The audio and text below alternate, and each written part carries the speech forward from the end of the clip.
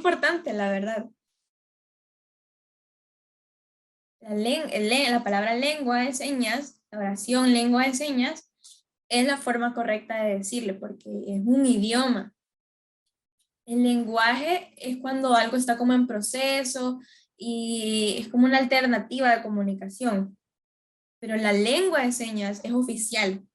Cuando se dice lengua es porque se habla de vocabulario, de reglas gramaticales, de códigos lingüísticos oficiales de un grupo o de una etnia o de un grupo cultural. Es algo oficial, es igual que un idioma. Entonces la expresión correcta es lengua de señas. Bien, la lengua de señas salvadoreña, porque eso varía según el país. O sea, no hay ninguna lengua de señas universal, sino que varía de país. Entonces, lengua de señas salvadoreña. Es como un idioma. Y es el idioma con el que las personas sordas expresan sus pensamientos y sentimientos. Es una lengua visual. Al igual que el español, que tiene sus propios códigos lingüísticos, así la lengua de señas tiene los suyos. Y la lengua de señas, al igual que otros idiomas, va variando según país e incluso según contexto nacional. Y la lengua de señas de El Salvador es esa lengua de señas salvadoreña. Eso es, un lenguaje visual. Eh, bueno, quizás como tomándolo este año, el 2022, ahora, o sea, quizás en la actualidad mi relación con los oyentes ha sido mucho mejor que mi relación con los oyentes de 1900 y tanto, vea, cuando nací, cuando estaba más joven. En ese entonces había una total discriminación por las personas sordas, nos criticaban, nos veían como personas raras. Y ahora en la actualidad se han abierto un poquito las puertas, pero eso no quiere decir que ya es suficiente, sino que hay que seguir luchando por la inclusión dentro de las instituciones para romper esa barrera de comunicación, ya sea en los hospitales, bueno, en todo el sector de salud, en el sector de educación, en las instituciones de trabajo, en todas esas áreas en las que los oyentes se relacionan.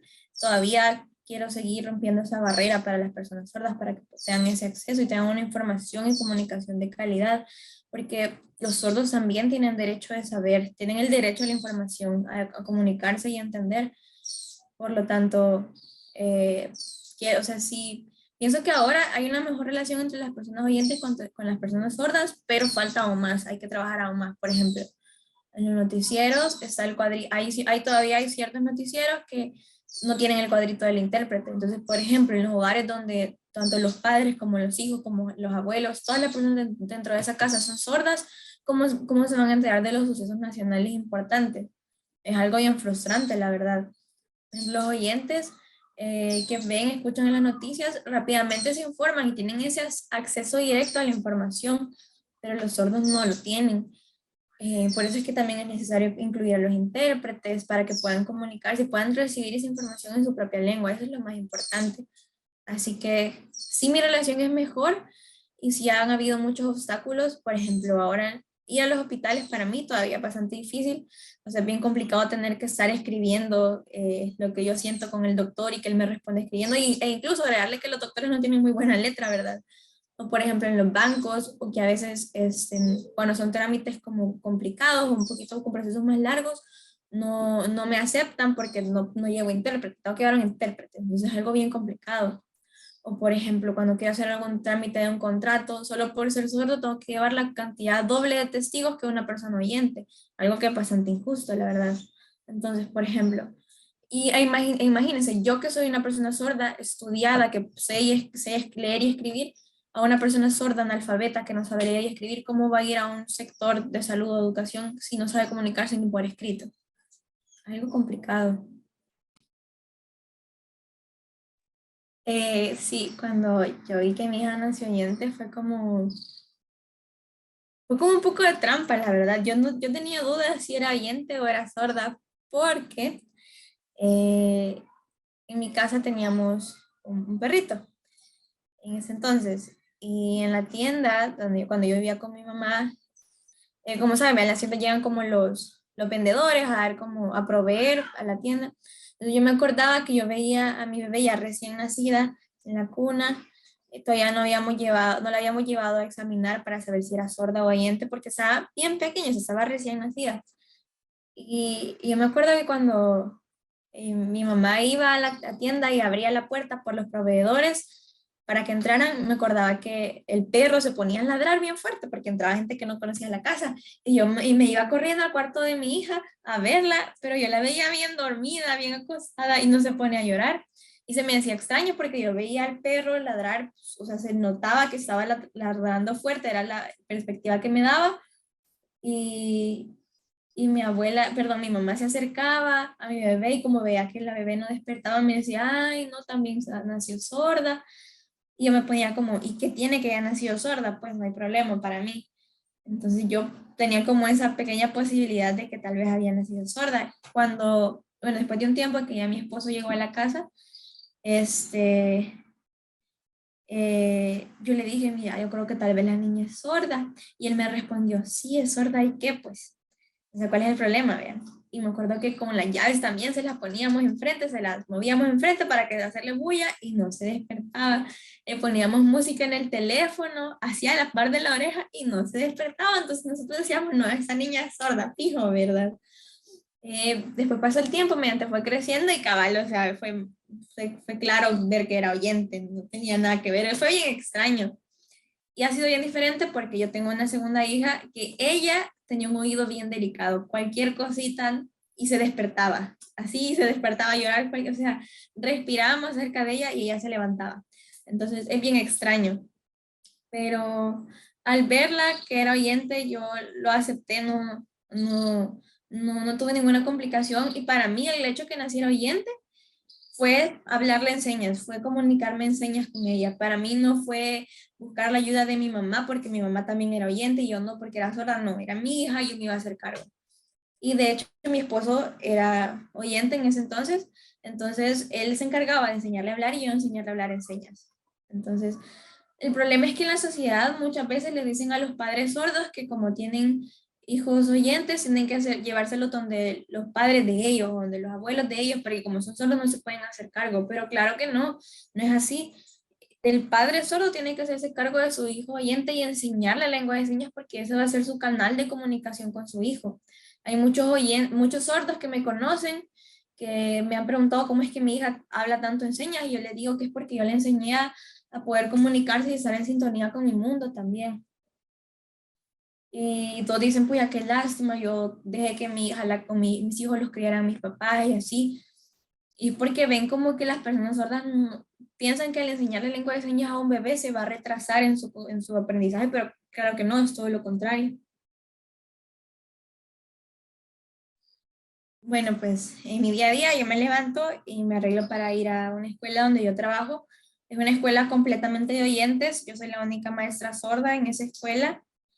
Llego, firmo mi asistencia. Hay uno que otro maestro que sabe como ciertas palabras en señas, así como buenos días, hola, y ya, ¿verdad? Eh, y usualmente nos comunicamos por papelito y me dicen, por ejemplo, mire, a tal hora va a ser la misa, porque una escuela católica va a ser la misa de graduación y tiene que ser a tal hora. Y yo le respondo, por ejemplo, esta vez le tuve que responder y que no podía ir a la misa porque como soy un poco enferma, iba a ser peligroso estar como dentro del lugar, vea, tosiendo. Básicamente eso, me escribo, me comunico con todos por papelito. Igual, ahora fui al súper, de hecho, y normal, pasé, recogí, o sea, compré todo lo que necesitaba. Eh, el muchacho que nos ayuda con la bolsa, tuve que hacer así como un gesto de que sí, sí, muchas gracias. Me estaba hablando el muchacho y yo le tuve que hacer el gesto como de que no escuchaba. Y ya me di a entender que los huevos no los iba a meter en la cajuela porque se podían quebrar. Y se me quedó viendo así como de, es que siempre que les digo que soy sorda y ven que voy a entrar al asiento del conductor, se me quedan viendo raro porque piensan que como soy sorda no puedo manejar, ¿verdad? Y bueno, le di la propina, vea, por llevar las bolsas. Y bien chistoso ver que se va caminando pensando cómo es que una persona sorda puede manejar. Y de hecho me fijé que él se fue caminando y se me quedaba viendo todavía. Y bueno, regresé a la casa, dejé las bolsas. Y bueno, eso es como algo normal de mi día a día. El hecho de que las personas me hablen dos, tres veces, yo tengo que repetirles otra vez dos, tres veces que soy sorda. O que se sorprendan porque escribo, porque ocupo el teléfono, porque manejo, porque soy sorda porque muchas personas tienen esa limitante mental de que piensan que una persona con discapacidad auditiva no puede hacer las cosas cuando no es así, pero es algo que con lo que me llevo día con día.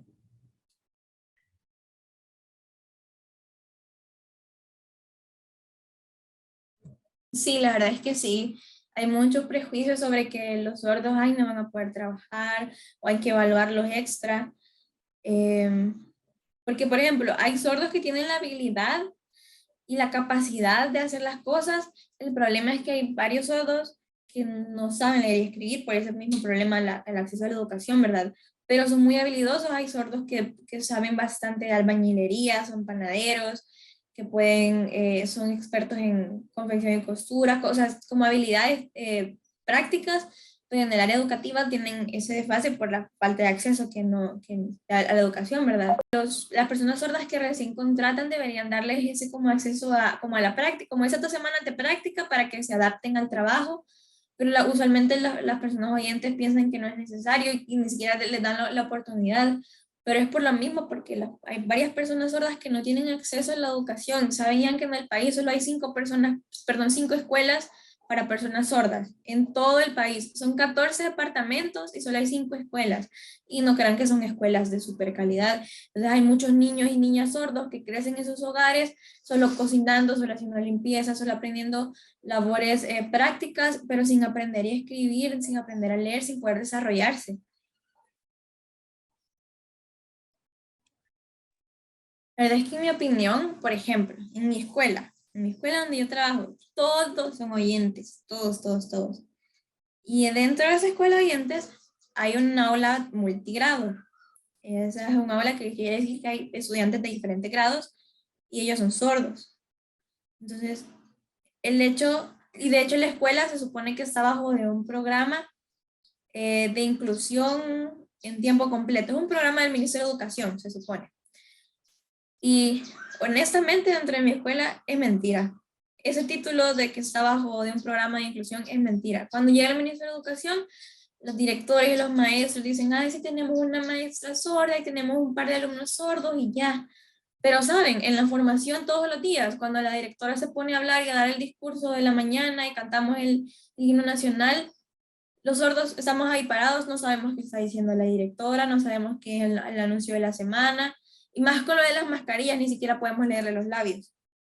Cuando hay avisos, por ejemplo, de reuniones semanales, o por ejemplo, cuando hacen las actividades del mes cívico, no incluyen a los sordos para los bailes, no incluyen a los sordos para salir en las actividades, aunque sea sostener un cartel o algo, o no sé, algún símbolo, algo, alguna actividad, algún baile. Los sordos también pueden bailar, pero no los incluyen, no hacen ninguna actividad cívica. Entonces, es bien contradictorio que la escuela esté bajo un programa de inclusión a tiempo completo, pero dentro de la institución no se cumplan. Por eso es que considero que es bien importante que dentro de cada grado enseñen lengua de señas para que incluso en la hora del recreo los niños oyentes puedan llevarse con los niños sordos. Por ejemplo, en mi aula multigrado, tengo niños por ejemplo, tengo niños de séptimo, sexto y quinto grado. Entonces, el niño que yo tengo de sexto grado debería ir a la clase de física con los niños de sexto grado, pero no va. ¿Por qué? Porque no lo dejan incluirse con ellos porque son oyentes y como no hablan y no pueden comunicarse y decirle qué tienen que hacer, no lo llevan y lo dejan en el salón. Entonces, sería muy importante que se incluyeran clases de lengua de señas, quizás no obligarlos, pero aunque sea empezar a incluir eso para que la gente que esté interesada empiece a aprender lengua de señas y pueda comunicarse. Hay personas sordas que viven en lugares bien retirados, que no pueden ir hasta las escuelas de sordos que están súper lejos, entonces deberían tener esa accesibilidad de entrar a una escuela normal, pero que adentro los maestros y los estudiantes sepan lengua de señas.